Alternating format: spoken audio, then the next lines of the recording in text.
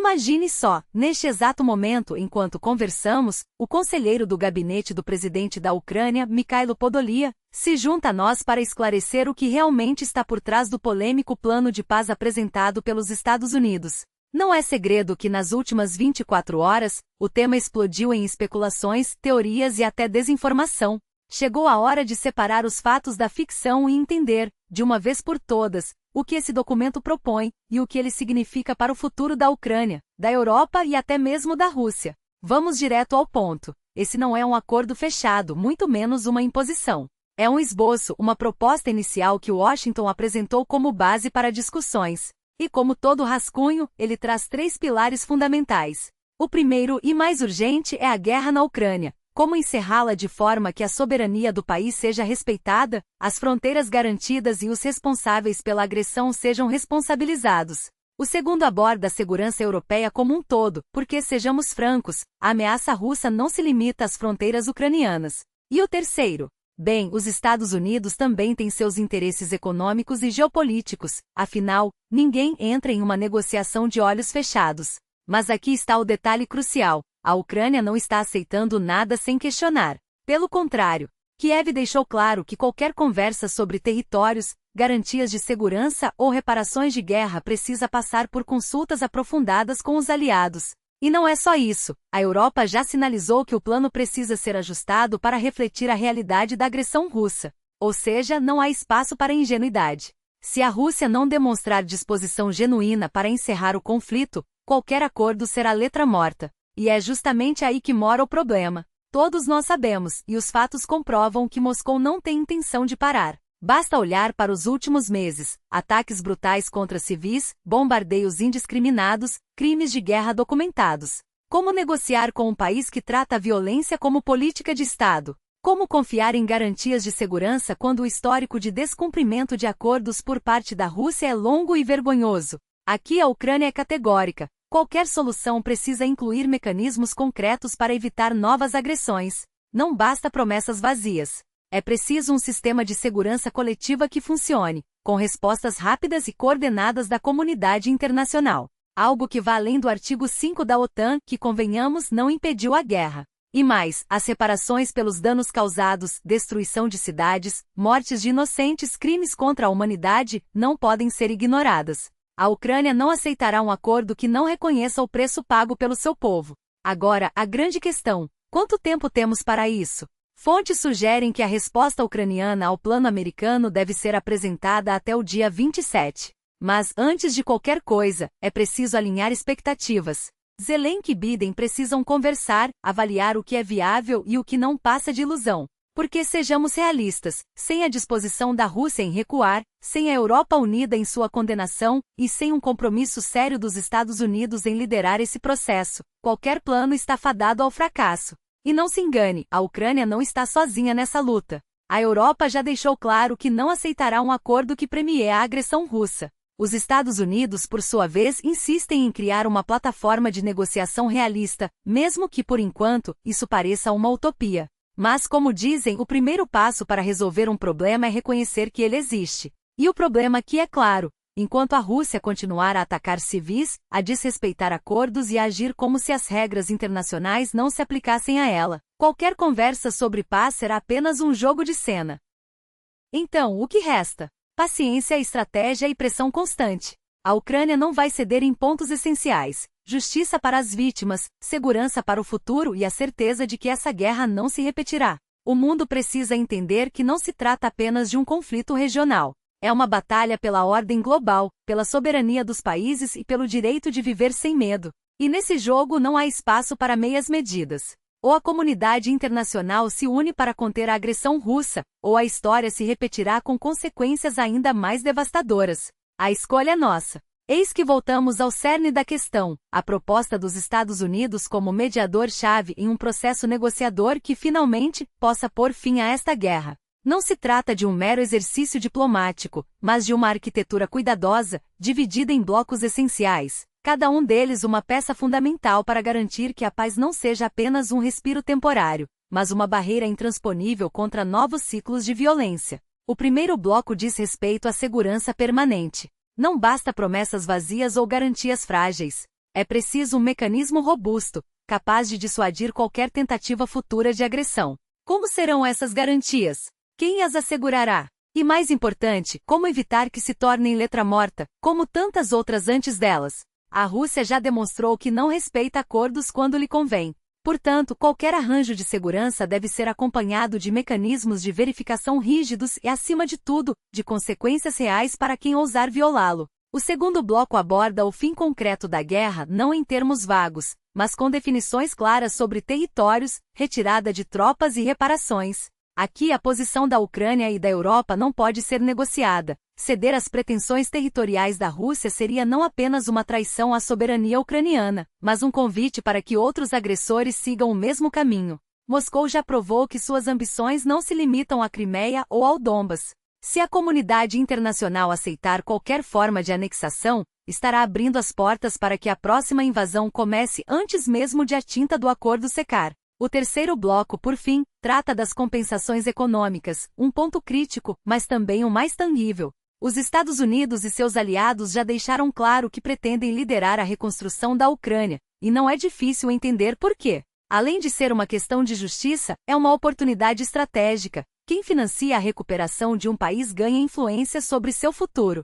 Mas há um detalhe crucial: de onde virão os recursos? Os ativos russos congelados no exterior são uma fonte óbvia, mas sua liberação deve estar condicionada a um acordo definitivo, e não o contrário. Moscou não pode ser recompensada por sua agressão, nem receber um centavo antes de cumprir suas obrigações. No entanto, esse plano não é um veredito, mas um ponto de partida. Ele exige debate, ajustes e, sobretudo, firmeza. A Europa, por exemplo, enxerga as consequências dessa guerra de forma diferente dos Estados Unidos. Para Bruxelas, o objetivo não é apenas encerrar o conflito, mas enfraquecer a Rússia a ponto de torná-la incapaz de novas aventuras militares. E aqui reside um dos maiores desafios: como conciliar a necessidade de paz imediata com a exigência de segurança de longo prazo. A verdade é que a Rússia não aceitará nenhum acordo que não lhe dê vantagens.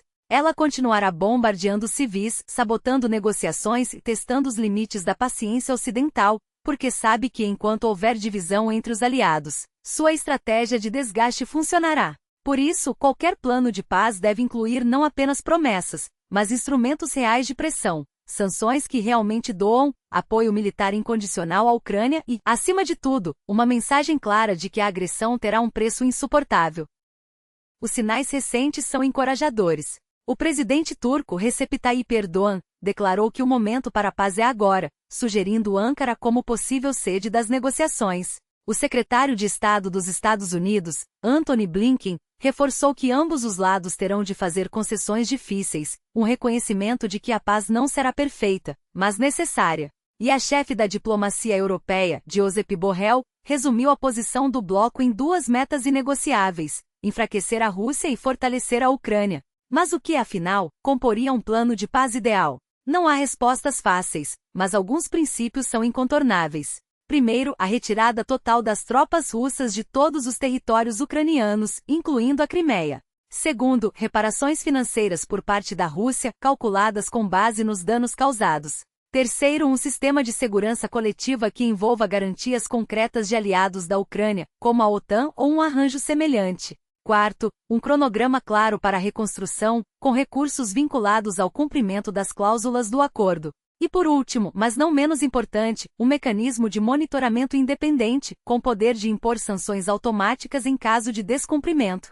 A Europa, nesse contexto, poderia dar um passo além. Em vez de apenas acompanhar os Estados Unidos, deveria liderar o aumento das sanções, mirando não apenas o setor energético russo, mas também suas elites, seus bancos e suas cadeias de suprimentos militares. Cada dia de hesitação é um dia a mais de sofrimento para os ucranianos, e um sinal de fraqueza para Moscou. A pergunta que resta é: estamos prontos para pagar o preço da paz? Porque paz, neste caso, não significa apenas o fim dos tiros. Significa justiça, segurança e a certeza de que as lições desta guerra serão aprendidas. Se falharmos agora, a próxima crise não será uma questão de se, mas de quando. E o mundo não terá desculpas para dizer que não sabia. Empresas que abastecem a Europa com gás liquefeito e outros recursos estratégicos. Não basta condenar a agressão russa se, ao mesmo tempo, permitimos que nossas próprias corporações continuem alimentando os mercados consumidores da Rússia. É hora de endurecer as sanções secundárias, cortar o acesso desses produtores aos mercados tecnológicos europeus e fechar as brechas que ainda financiam o esforço de guerra de Moscou.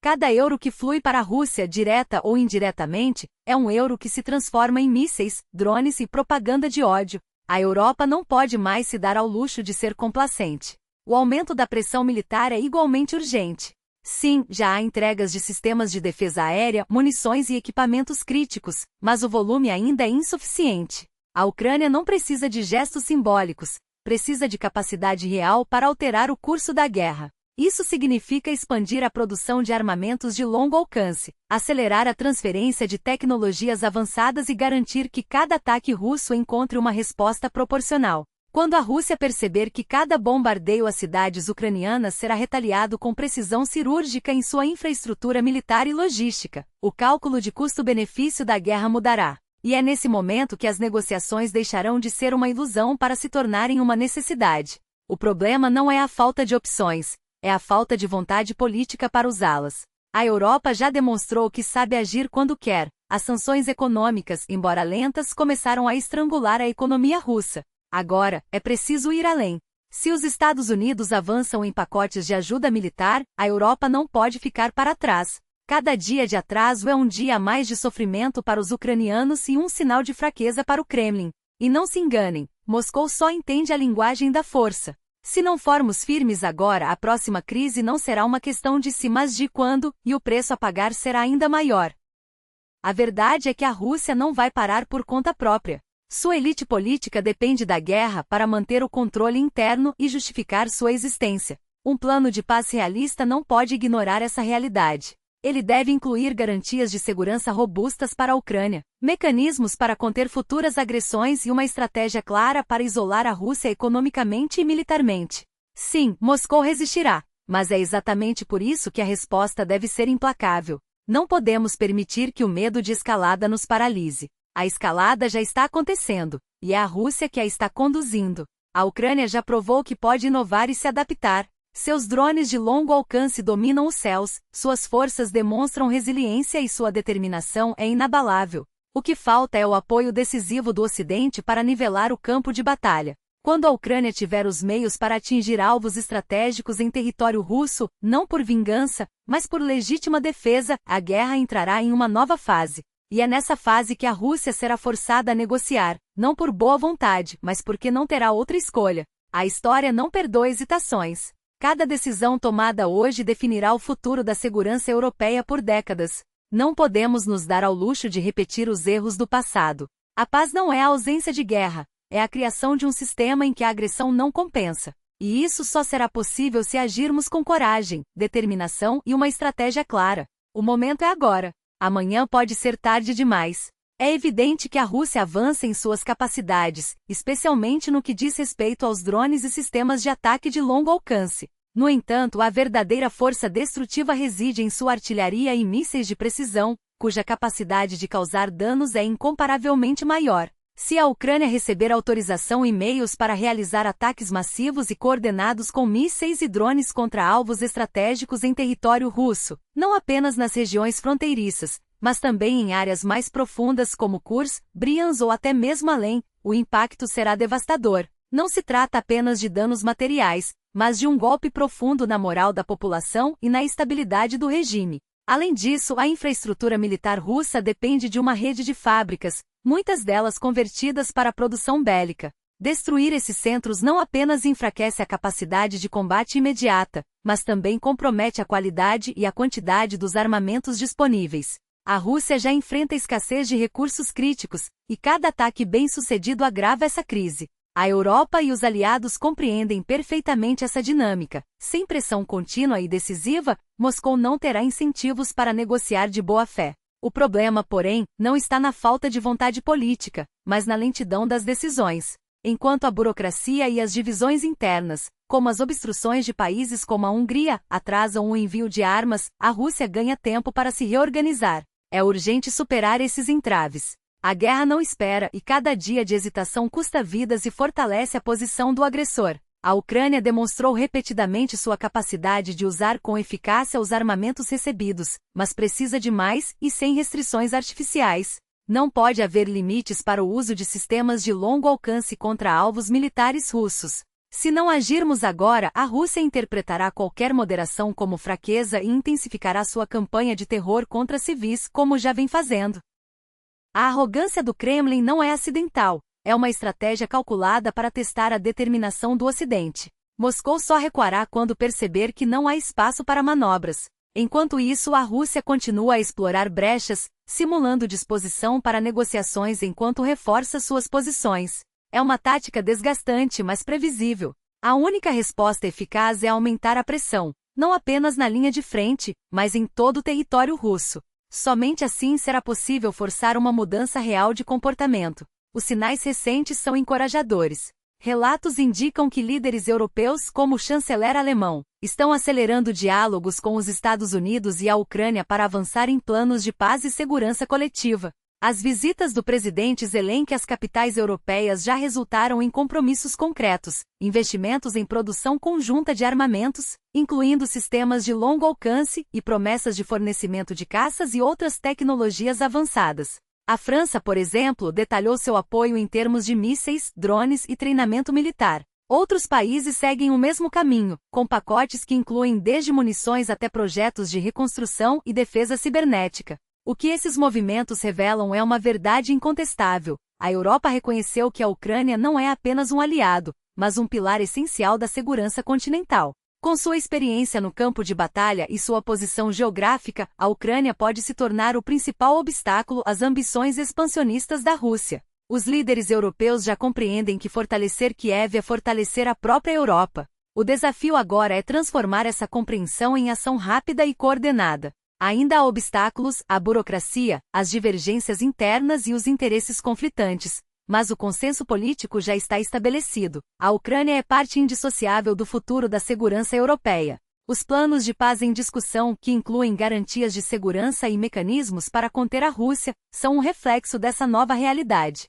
A Europa e os Estados Unidos devem trabalhar em conjunto com Kiev para garantir que, quando a guerra terminar, a Rússia não tenha outra opção senão aceitar um acordo duradouro. O tempo é curto, e a janela de oportunidade não permanecerá aberta para sempre. A hora de agir é agora.